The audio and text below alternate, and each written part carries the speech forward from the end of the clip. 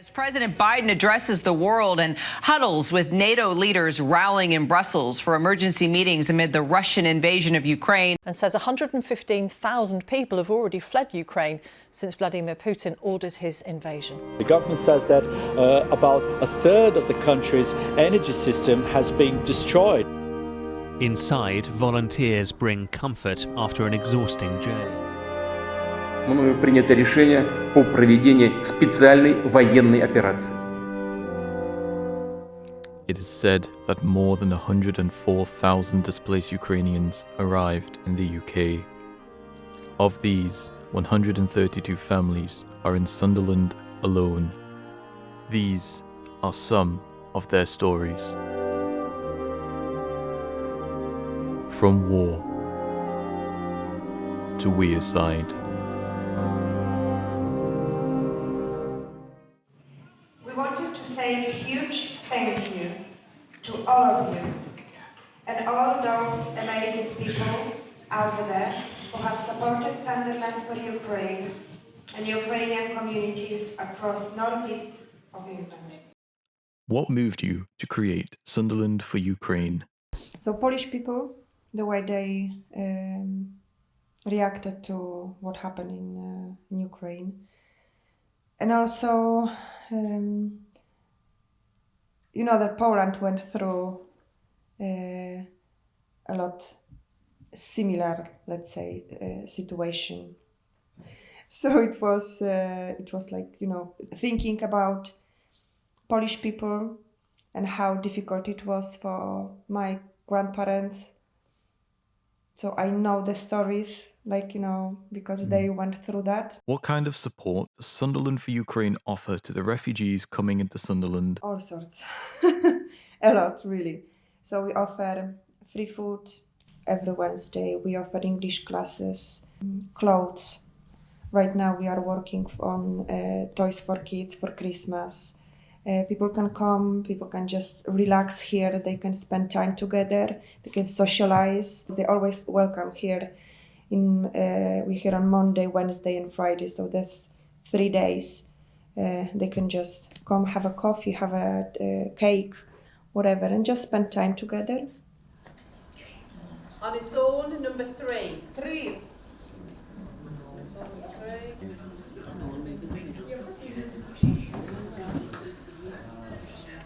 3 and 7, 37. 37. Wish I could slow it down. 1 and 7, 17. 17. I think it's been a unifying force and giving people hope. I hate to think of myself in the same situation. I couldn't cope.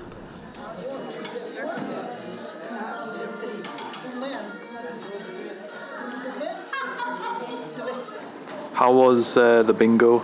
Oh, it was amazing. It was so much fun, and you could see that they are, like, you know, all bubbly, and they've got, like, you know, they were very happy to do it. I can see it creates a sense of community among people, which is probably one of the most important parts. It is. It is for them, because it's like, you know, every single person who is coming to Sunderland, like new arrivals, they are always asking for social groups. They just feel lonely, you know, especially when they do not speak English. It's really difficult for them. And when they come here, they can ask questions in their own language. It's more safe, I would say. It's a safe place for them. So, yeah, I think this part is the most important. Я жила в Донецке. Это восток Украины. Я уехала с Киева 12 февраля 22 года. Я приехала в Донецк, чтобы посмотреть на свою квартиру, проверить свою квартиру. 24 февраля в 6 утра мне звонит сын и говорит: «Мама, извини, что так рано, но все началось». Я его спрашиваю: «Ваня, что началось? Я с просонья не могу ничего понять». Он говорит: «Я просто не хотел тебя еще будить в 4 утра». Говорит: «Ну все, уже бомбят Киев». Годом раньше я в Фейсбуке познакомилась с мужчиной из Сандерленда и Дэвидом, который сейчас является моим спонсором. И он еще тогда, в 21 году, еще до войны, приглашал меня приехать сюда. Но я все думала, нужно мне это или не нужно. А затем, после начала войны, он мне написал о программе «Дома для украинцев». И говорит, у нас есть такая программа, если ты желаешь, я могу подать документы на эту программу, и ты сможешь приехать сюда, в Сандерленд. В этот момент, когда началась война, сын, несколько дней, в самые первые дни, они просто находились в метро. В метро, потому что было очень страшно. Они изначально планировали, что все его друзья, все пошли в тероборону. В силу того, что у моего сына эпилепсия, его нельзя, он не смог служить, и он переживал очень по этому поводу, но решил, что безопаснее будет находиться на Западной Украине, и они уехали со своей девушкой, уехали во Львов. In 2014, Russia annexed Crimea, receiving widespread condemnation from the international community. To this day, many Ukrainians like Ludmila see it as the true start of the war. And lots of, I say, quite fierce nationalism. So there was a sense that something was brewing even before 2014 when they invaded Crimea and the other parts of Donetsk. How did you get involved with Ukrainian refugees? Well, it's the big news story of the year. You can't really avoid it. And I've been to Ukraine many years ago. It's a very beautiful country, it's an extraordinarily lovely country.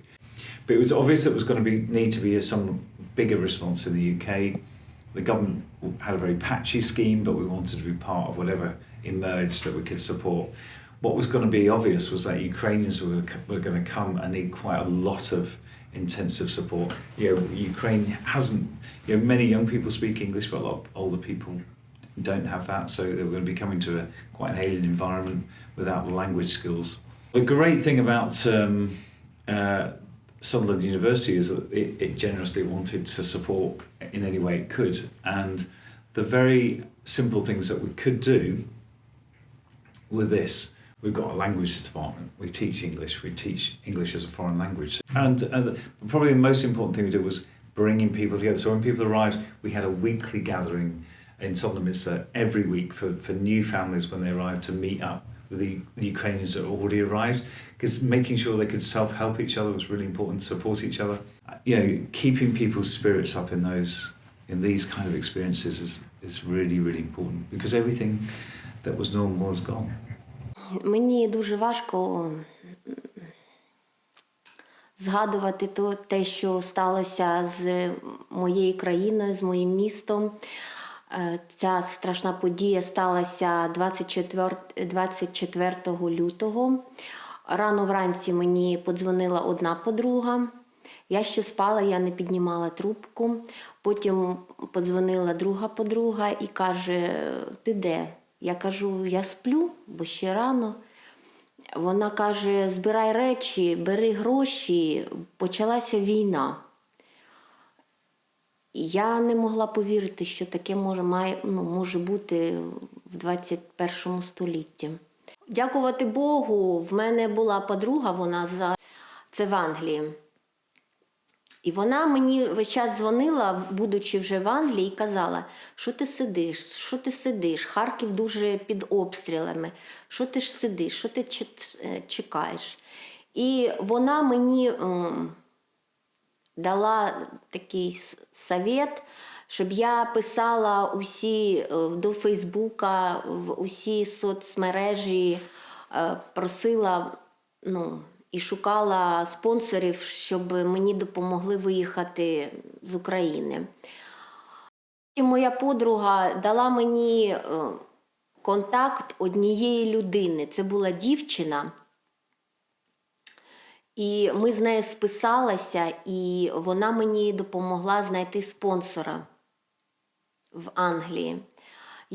Це був чоловік, він проживає в центрі Сандерленда. І я йому сьогодні написала, і він каже, я приїжджаю до Сандерленда, приїжджаю додому, я зараз у відрядженні, я приїжджаю додому і ми будемо займатися візою. І це було, я вам скажу, так занадто швидко. Він візу зробив, ми чекали 2 тижні. В Сандерленд я приїхала зі своєю подругою, яка зі мною працювала в Харкові. Бо вона теж осталась безробітня, її магазин теж був пошкоджений. І так ми опинилися тут у місті Сандерленді. In December 2022, SFU helped organize a fundraising concert for refugees in Ukraine.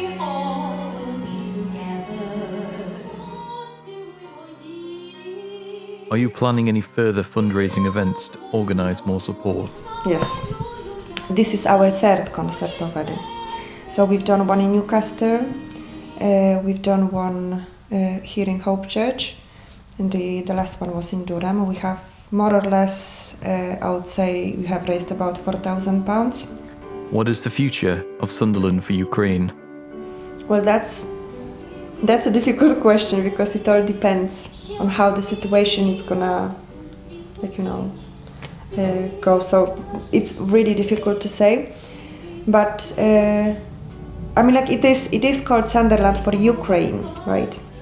Which doesn't mean that if the situation gonna improve, people can go home, Ukrainian people can go back home.